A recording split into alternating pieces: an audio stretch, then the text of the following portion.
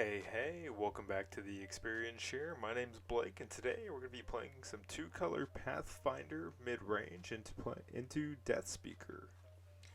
So starting off here, we have a windmill, really good to start unlocking some of the threshold here, and the name of the game here is to take a look at your hand, look at your opponent, figure out, are you the aggressor in this matchup or not? And taking a look here, seeing the Autumn Unicorn going against a Death Speaker that we know wants to go into the late game. This is one of the matches where we're going to take more of an aggressive stance here. So Pathfinder getting a Cloud City. It's not able to be online yet, but that's okay. We're going to be able to play out the common sense. And we're going to grab a blink. This extra bit of mobility will help us potentially be able to cut off the path or the Death Speaker deck here. And the main reason for playing the common sense here is to go ahead and be as mana efficient as possible, help us see another card or get a card that's going to be beneficial for us. So getting a Gnome Hollows right in front of us, not exactly where we want to be, because it's going to slow us down quite a bit, because almost all our minions in our hand are going to be above that 3 power threshold. What we're doing here is we're playing Autumn Unicorn on the Cloud City with the plan of being able to fly it away near one of our opponent's sites. And so let's take a look here where this Death Speaker is going to end up placing their sights, and we're going to hope that we can hit an air threshold on our next flip from Pathfinder. If that's the case, we'll be able to fly over our Cloud City right next to the Gnome Hollows and start getting in some early attacks on this observatory.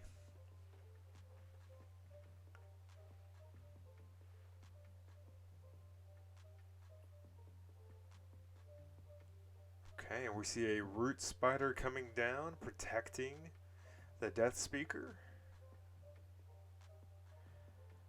And with Pathfinder, we're going to continue to try to push forward the pressure here, playing Rift Valley. There's not a great place to be able to utilize the Rift Valley effect. We could potentially move out our own village if we wanted to, but that wouldn't necessarily really be all that advantageous for us here, because right now that gives us an escape route. And by playing out our site right here, we're forcing the Death Speaker deck to either play a site right next to their Death Speaker, or we're going to be right there on top of.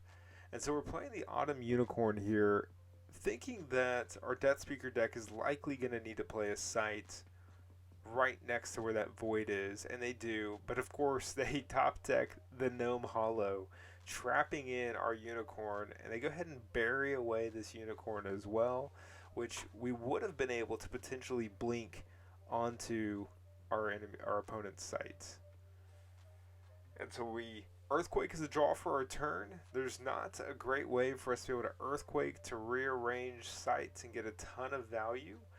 But we will be able to go ahead and blink, and this is the reason for this is not only do we get to cycle an extra card, but this is an extra site that we're able to play while cutting off this Death Speaker from being able to play any other sites on their left, our right hand side. So we play the Bosk Troll. We are able to flip over with the Observatory and go ahead and swing in here for 4 with the Autumn Unicorn. Now, I do misplay here and actually forget the trigger on my Observatory. So I should have looked at the top 3 spells here. But so excited that we flipped over the 3rd air threshold needed to fly away with Cloud City. I failed to do so. Alright, and so now with this Root Spider under the Death Speaker, our opponent here has a choice. Do we slide the Root Spider under the Observatory, blocking out our ability to attack that observatory? If that is the case, we'll be able to use the Cloud City and fly over to the windmill. And Zach plays Blink here just to cycle, and then plays down an Apprentice Wizard here as a blocker. Alright, Zach passes over to us, and we draw for turn. We get a Bosk Troll. This is when I realized that I didn't flip over or use the Observatory's effect. We get a pillar here. Now, it's not going to be beneficial for us because in sorcery you can't go above 20 life. However, if Zach plays his own pillar, it will prevent him from being able to gain life here. So we have 6 mana. And taking a look here, we're just going to go ahead, swing the Bosk Troll into his Apprentice Wizard, move over, attack for 4, and go ahead and actually play down our own Root Spider. And so the reason for playing our own Root Spider here is if they move their Root Spider under our Bosk Troll, then we can go ahead and swing in and attack with our Root Spider, go ahead and killing and destroying theirs. We're looking for the best home to be able to play this Bosk Troll. And the reason why it's a bit tricky is most minions in this deck are unable to get through the Gnome Hollows. Okay, so we have a Geistwood coming down here from our Deathspeaker opponent. And at this point, our opponent's going to be looking for an Earthquake. That can quite really punish us here. But instead has the Entangled Terrain, and that is going to disable all of our minions here for the next 3 turns. And a very similar effect to Earthquake in the way it's going to impact us. Alright, and our opponent's able to fire off the Browse. At this point now, you have to guess that they're searching for some way to answer all these threats on our side of the field. And Earthquake would probably be the best threat to eliminate our minions and help get this Deathspeaker deck back on track here and stay in this game.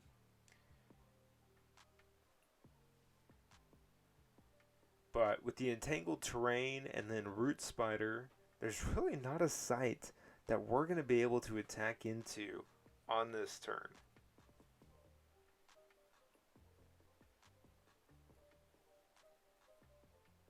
Alright, so we go ahead, draw our spell for turn. We do grab a Grapple Shot. Now because of this Root Spider here, we're going to have a hard time being able to deal damage this turn. And so trying to think through what our options can be, where we can go. At this point, I could use Cloud City. I could fly away here, and so they're no longer disabled. However, it's not going to quite be able to solve any of my issues. Now, there is a cool play that I can do here by moving, and by flying it here, if I'm actually in line now to where I can Grapple Shot and use my Root Spider to attack into his Root Spider.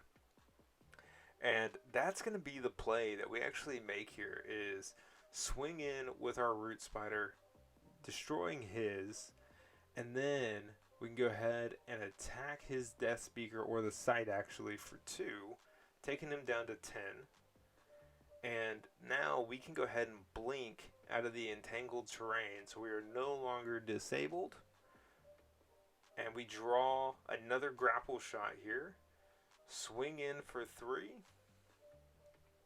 and then we will go ahead and pass. And now Entangled Terrain should be at 2 right now, but at this point here we're at 20. Our opponent is at 7. They are able to play the Grandmaster Wizard, and so now they are back on card parity or spell parity with us. Now we do have 1 extra mana here than our opponent, but once they play this site, that will no longer be the case. So we are both at 7. And right now Deathspeaker has the card advantage where they have 4 cards to our 3. They go ahead, blink away onto the Gnome Hollows, which is going to make it very challenging for us to be able to deal with.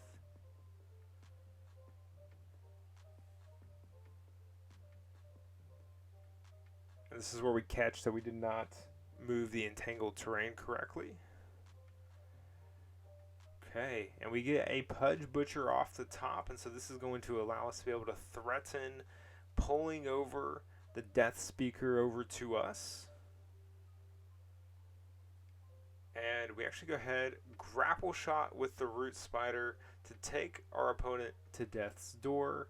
And now it's all about, okay, how can we position our board in a way that we're able to finish off our opponent next turn. Now they need a way to be able to remove this root spider. It is not buried, and so there's a lot of pieces of removal that could potentially hit it. That could try to move away, throw a lightning bolt down to be able to remove the root spider. And so let's take a look at what our opponent has here. So they're going to common sense, and let's see. Trying to think what could be in their deck that would be able to get them out of this situation. A blink could put them on our pillar of Zeros, and that would make it challenging for us to be able to get to them. However, we do have Earthquake, and with Earthquake, there's a good chance that no matter where this Death Speaker goes, we'll be able to rearrange the sights in a way that puts them in line to the projectile that our Pudge Butcher can shoot to go ahead and finish off the game. And so here, go ahead and teleports and set a pillar actually to the Gnome Hollow is really good play here, because in order to deal that final death blow, it does need to be directly to the Death Speaker, and this deck actually isn't playing a way to be able to get into Gnome Hollows outside of the Thunderbolts, and this is what makes Thunderbolt so strong, or Thunderbolt with common sense so strong, is that we have, even though we're only playing 2 copies of Thunderbolt in our deck, really it's almost like we're playing 6 copies. Now Zach does a really smart play here, playing the Land Surveyor on the exact same site as his Death Speaker. This is going to enable him to, if I do have the Thunderbolt, it is now a 50-50 shot rather than, you know, 100% guaranteed chance to go ahead and knock him out and to deal the final death blow. Zach, continuing to search for his card here, is able to cast the Apprentice Wizard from his graveyard, get an extra look for a potential out. Okay, we have another Common Sense. And with that Common Sense, that'll go ahead and seal up the game, because from this point forward, what we will be able to do is play an Earthquake, adjusting the sights, allowing us to be able to use Pudge Butcher to drag over the Death Speaker to our site to deliver the final death blow. Now, just in case I missed something, I go ahead and move the boss control over before I Earthquake so I don't bury my own minion. However, this will work by moving over the Rift Valley and the Gnome Hollows. Pudge Butcher will be able to finish off the game. Thank you so much for watching. Look forward to seeing you on the next one. Take care. Have a great day. Bye.